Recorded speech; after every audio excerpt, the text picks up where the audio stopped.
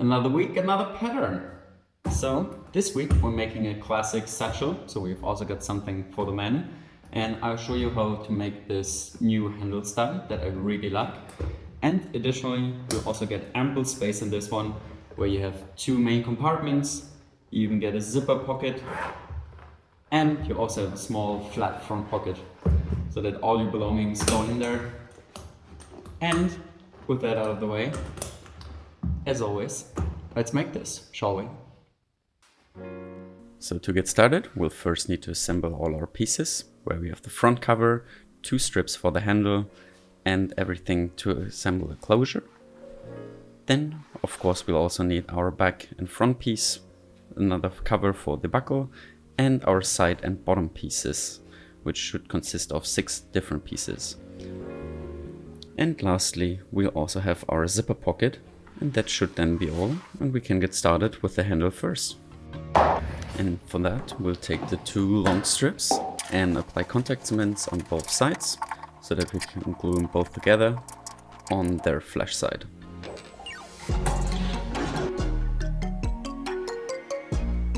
And once that is done, we can clean up the edges and then bevel and burnish all around the handle. And for this one, because I really want the handle to look nice, I also went over it with some 600 grit sandpaper and then buff everything to a nice shine. And once our handle is then good to go, we can already start punching all the way around the handle. But we don't want to sew this together just yet. We only have the strip in the middle that will form the part where you actually grab the handle that we can already stitch together. But we want to leave the sides open because they will then be attached to the front closure, and that will give us a look of a nice continuous stitch line for our handle. But before we start attaching that, we also want to punch the holes indicated on the front closure. And this is where we then put through the small pieces to reinforce the handle as well.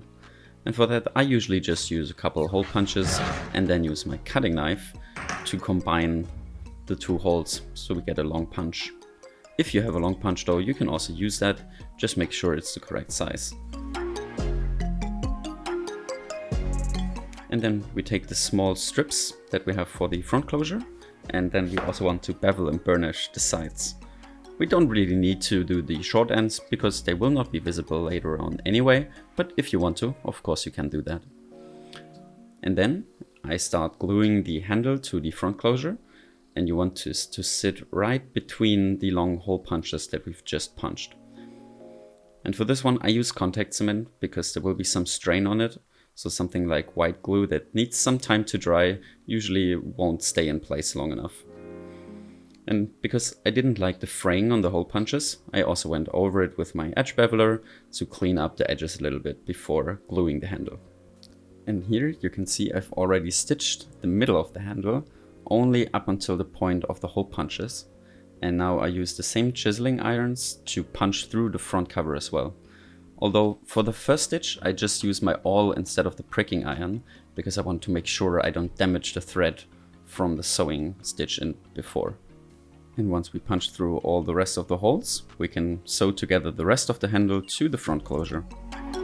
Then for the next step, I start gluing our small connector strip in place. For that I just apply some contact cement on the back, and then we put the strips through the long hole punches that we've punched earlier, and then on the back side we bend them outwards to glue them on the back side of the front closure. And once everything is dry, then of course we also want to stitch these ones in place, and for that I use the small triangles that I have in the pattern, but you can also use different shapes here if you want. Or, admittedly, if you don't want to sew it, you can also just use a rivet for this piece. And once all those holes are punched, we sew them up, and we already have our handle finished and can move on to the next piece. And for the closure, we just have one long strip that will also be attached to the front cover, where I, as always, will start by beveling and burnishing the edges. And then I will mark the points for the hole punch, so that we can put our buckle through it, so we can also adjust the length of the closure.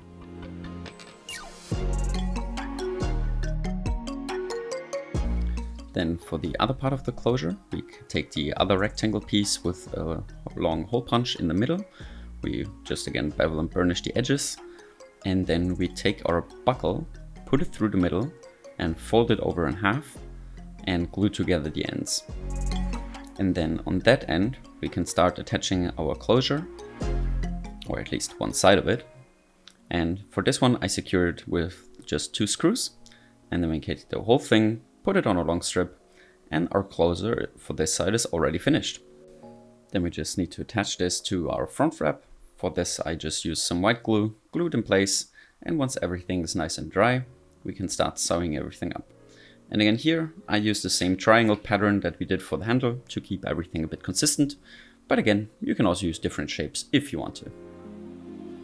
And similar to the handle, we will also add another small connector strip in the same style, so where we'll punch some long holes next to the closure and then put everything through, glue it in place and sew everything up.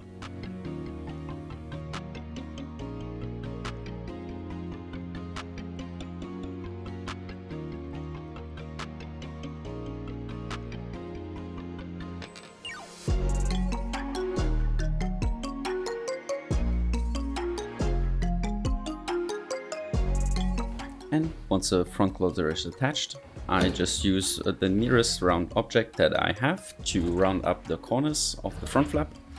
And you can use any radius that you want here. And with that done, we can start beveling and burnishing the edges all around the front flap. Arguably, I probably should have done that before attaching the front closure, but then again, I don't think it makes that much of a difference.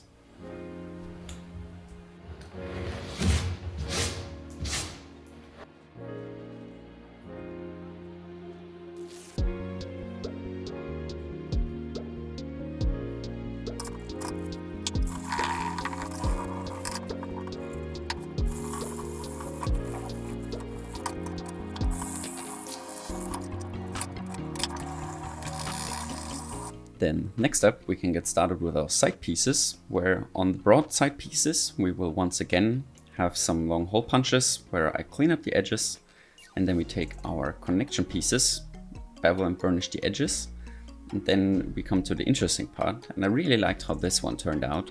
So we'll first punch the holes in the middle and then fold it in half, insert our D-ring and then sew everything shut.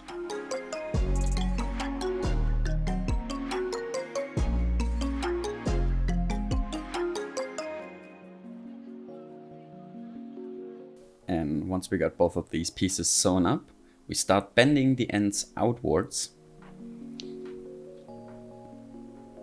and prepare to glue them in place on our side pieces. So as always, just apply some contact cement both on the side pieces and on the back of the side pieces. And then we put the connector pieces through, and then on the back side, bend them outwards and glue them in place. And I think you might already guess it, so it's similar again to the handle. I just clean up some of the contact cement that was over the edges, and then we start punching the holes again on both above and below the connector piece. And this will give us a super clean look on the outside.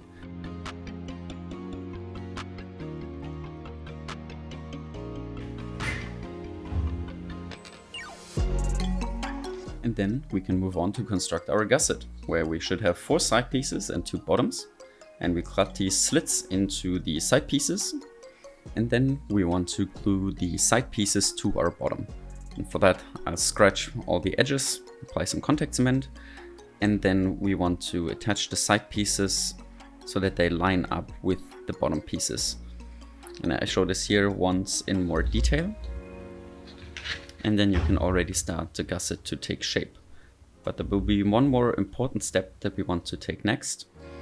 And that is then fold the side pieces onto the bottom so that the fold should sit on the line of the cut out sides. And then hammer that down.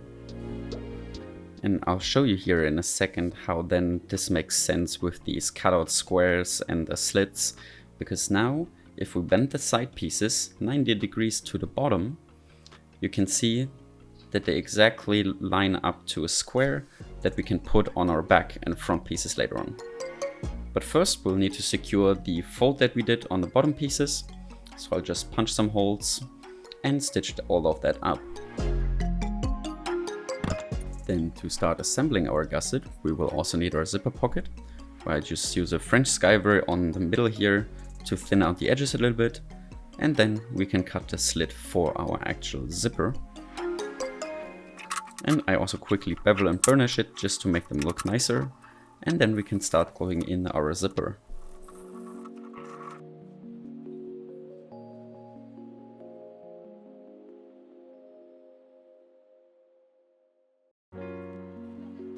And then, of course, we still need to stitch our zipper in place.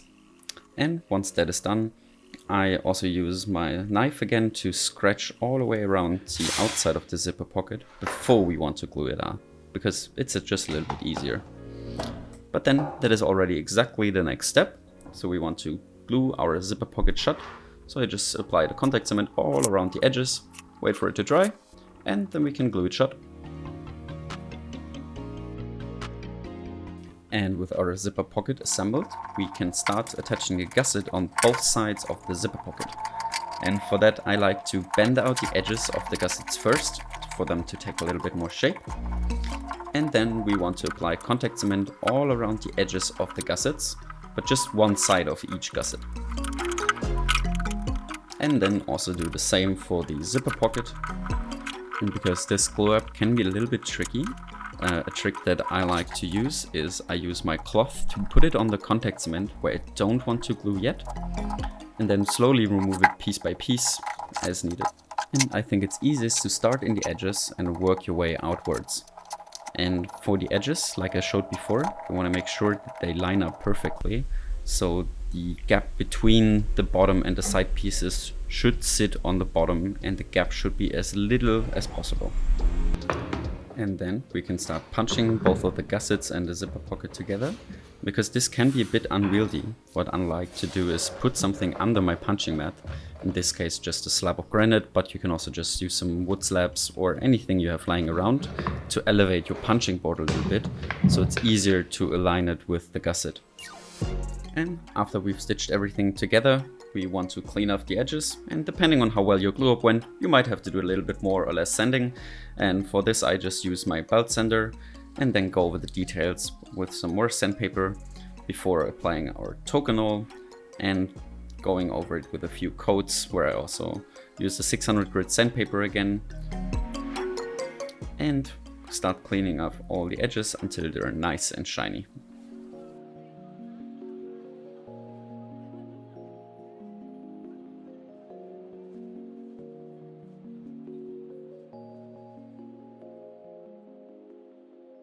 And then before my last round of sanding and buffing everything to a shine, only then do I start tapping down the edges to remove the mushrooming that we might have gotten because of all the sanding.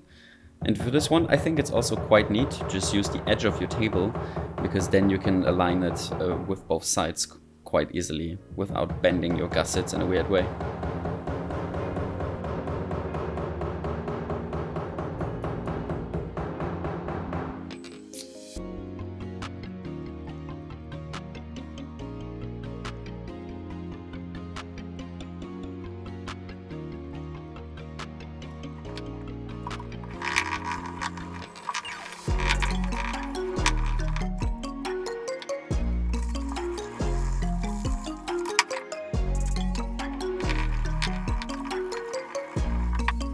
Then we can start moving on to our front and back piece.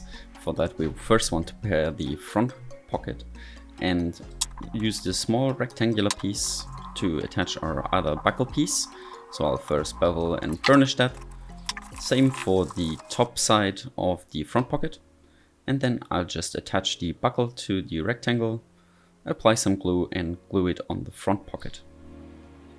And once that is dry, we can also punch and stitch that in place.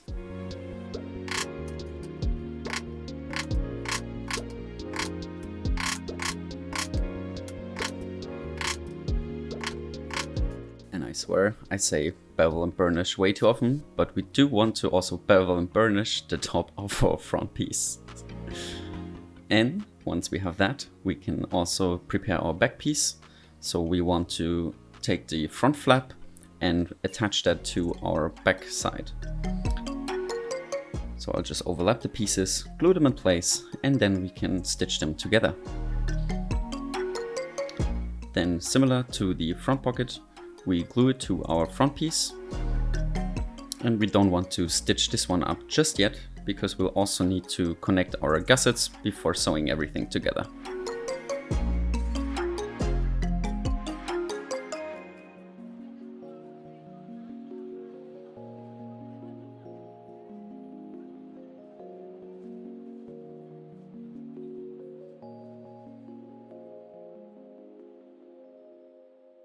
And now we can finally get started with the final assembly.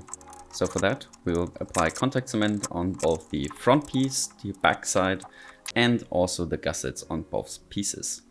And then, similar to what we did with the zipper pocket, we want to make sure that the corners of the gussets are sitting nice and tight, and then work our way upwards to glue everything together. And compared to the zipper pocket, this one is also a little bit easier to punch and stitch.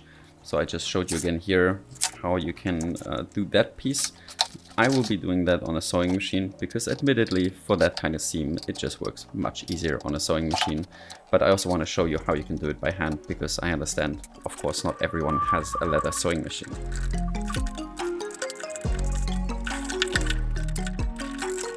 And once all of that is assembled and sewn together, I just go through the same process of finishing our edges like I showed you for the zipper pocket gusset sides, and work our way all around the open edges of our bag. And once that is done, we are also basically finished. And then in the last steps, I'll just show you how I usually assemble my fabric shoulder straps. But of course, if you prefer it, you can also just add a leather shoulder strap if you want. And for that, you can also check quite a few of my other videos where I show you how to do that. Then for the fabric shoulder strap, we just need 4 pieces, 2 swivel hooks, a slider, and about 1.5 meters of a fabric strap. Then I just glue the swivel hook on one end and then sew that together. Then we want to put in the slider, then the other swivel hook, and then wrap the fabric strap through the other side of the slider. And then also again glue that in place, sew it shut, and you're good to go. And as always, I really hope you did like the build, and you can check out the pattern on my Etsy store. And if you want to see more of it, you can also subscribe to my channel to keep up to date.